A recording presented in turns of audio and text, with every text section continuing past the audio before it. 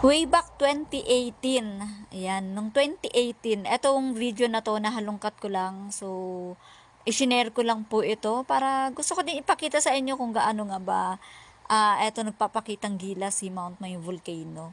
Eto yung timing ng aking joyride kasi mahilig din po ako mag-video ng Mount Mayon.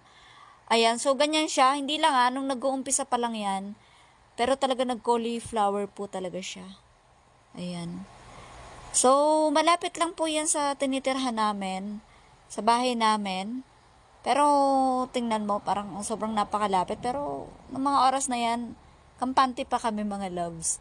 Ayan. Kaming mga taga-albay, sanay na kami sa kanyang, pagpapakitang gilas. Kapag nag-iinarte to si Mount Mayon. Pero, nagbibigay siya ng tunay na ganda kasi dinudumog po kami ng mga turista. Lalong-lalo na kapag makikita mo yan, nag-aalboroto ito pag gabi, ay talagang makita mo ang kanyang tunay na ganda. Nagpapakita po si Mayon. Si Mayon, ano tawag diyan? Tsaka si Panganoron. Ayan, 'di ba? Kasi may kwento kasi to eh.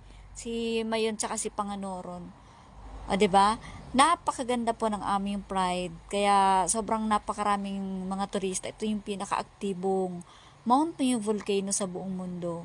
Oh, 'di ba? Ang aming Pride. Eto si Mount Mayon.